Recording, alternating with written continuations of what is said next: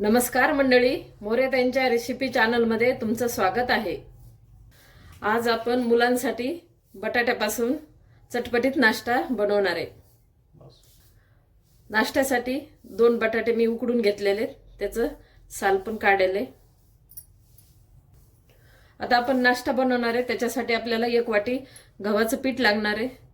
हे लाल मिरची पावडर 1 चमचा, थोडीशी हळद, चवीनुसार मीठ, ही वाळलेली मिरची अशी कुटून घेतलेली, धने पावडर। आता आपण गॅस पेटवून कढई ठेवलेली, ही 1 वाटी गव्हाचं पीठ घेतलं होतं, त्याच वाटीने आपल्याला 1.5 वाटी पाणी टाकायचे कढईमध्ये। ही 1 वाटी, ही अर्धी वाटी, यास आपण 1.5 वाटी पाणी ठेवले। आता याला उकळी येऊ देऊ। पाण्यामध्ये आपण पाऊण चमचालाही कमी थोडंसं मीठ टाकले, अर्धा चमचा मीठ टाकलं। लाल मिरची पावडर, लाल मिरची कुटून घेतलेली आहे, ती पण अर्धा चमचा टाकली। त्याला थोडंसं मिक्स करून घेऊ।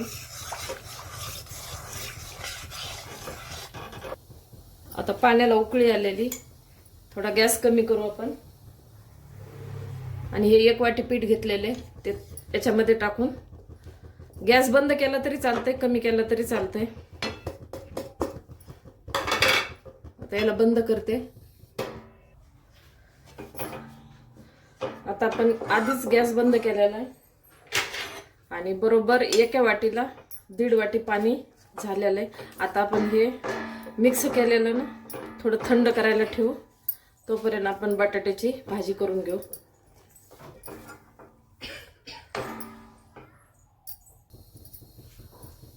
आता परत आपण दुसरी कढई ठेवलेली, तेल टाकलेले, तेल गरम झाले, थोडीशी मोहरी टाकू, थोडेसे जिरे, अर्धा चमचे मोहरी, अर्धा चमचे जिरे। आपण याच्यातच लाल मिरची पावडर टाकली, थोडीशी हळद, धने पावडर, मीठ आपण चवीनुसार टाकू। आधी पण मीठ टाकलेले पिठामध्ये।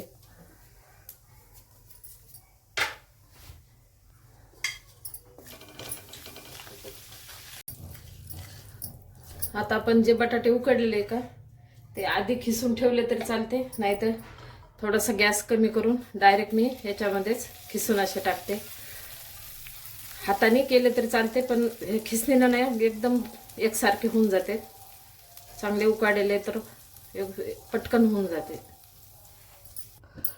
आता बटाटा आपला खिसून झालेला आहे, त्याला मिक्स करून घेऊ आता आणि याचा ओलवा पूर्ण जाऊपर्यंत आपण याला असं परतून घेणार आहे। एकदम सुक्की भाजी करणार आहे।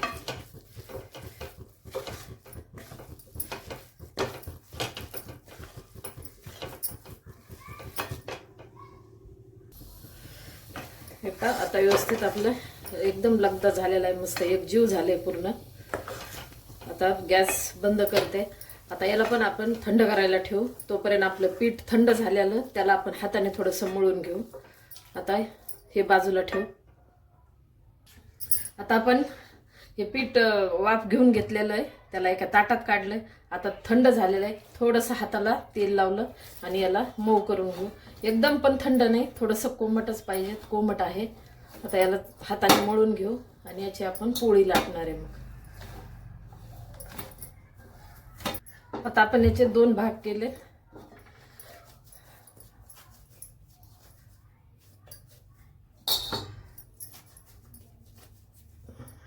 आता याला आपण एका भागाला लाटून घेणार आहे। आता पिठाचा 1 भाग घेतलेला मी पोळपाटावर ठेवला, थोडंसं पीठ लावलं, नाही लावलं तरी चालेल, थोडंसं लावलं मी। आता याला लाटून घेते। आता आपण याशी पोळीसारखी, पोळीपेक्षा थोडी जाड लाटून घेतलेली। अजिबात पिठाची पण गरज नाही बरं, थोडंसं लावलेले मी, नाही लावलं तरी चालतंय। हे आपण वाफ घेऊन केलेले पीठ तयार, त्याच्यामुळे चिटकत वगैरे नाहीये। आता मी हे असं 1 डब्याचं झाकण घेतले, याला असे थोडेसे काट असतात, ते याच्या आकाराच्या पुऱ्या करून घेणार आहे।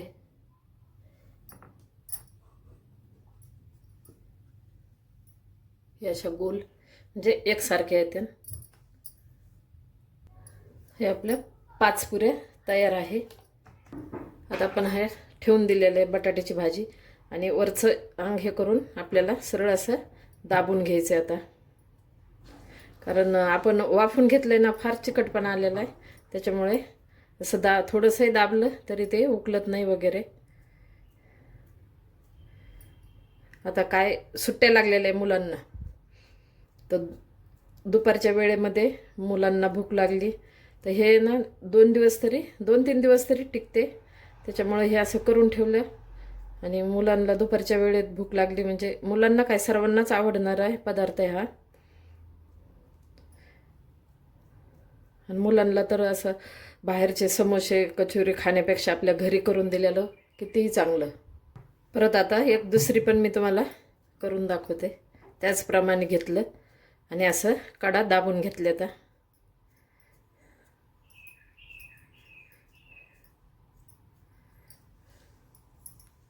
अशा प्रकारे आपले 2 करंजी किंवा बटाटे आणि गव्हाच्या पिठापासून आपले हे नाश्त्याचा प्रकार तयार झालेला आहे. 2 झालेत तयार. आता राहिलेले मी अशाच करून घेते. अशा प्रकारे मी पूर्ण करंज्या करून घेतल्यात. आपण आता याला तिखट करंजाच म्हणू, कारण मुलं असंही गोड करंज्या जास्त आवडीनं खात नाहीत. हे बघा, तुम्ही एकदा अशा करून बघा, नक्की मुलं आवडीनं खातील.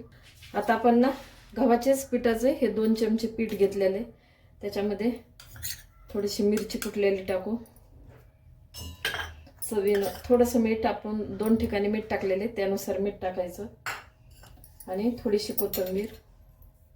आता याला थोडंसं पाणी टाकून याचा घोळ तयार करू. जास्त पातळ नाही आणि घट्ट पण नाही, करंजीला लागला पाहिजे त्याप्रमाणे आपण याचा घोळ तयार करून घेऊ. हे पहा, ह्याप्रमाणे आपण घोळ तयार करून घेतलेला आहे. आता आपण करंजी याच्यात बुडून तळून घेणार आहे. आता आपण गॅस पेटून कढई ठेवून तेल ठेवलेलं आहे. तेल गरम झालेलं आहे, चांगलं गरम होऊ द्यायचं. आता आपण हे पीठ आपण मिक्स केलं तर त्याच्यामध्ये करंजी बुडवली आणि याला अलग तेलामध्ये सोडायचं.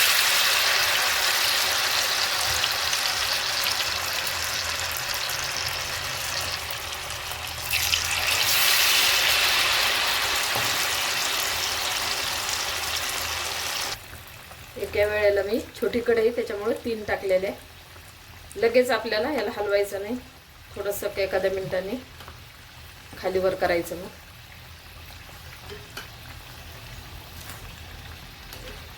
आणि छान कलर येऊपर्यंत असा ब्राऊन कलर आला पाहिजे, म्हणजे खमंग खुसखुशीत करंजी तयार होते आपली तळून.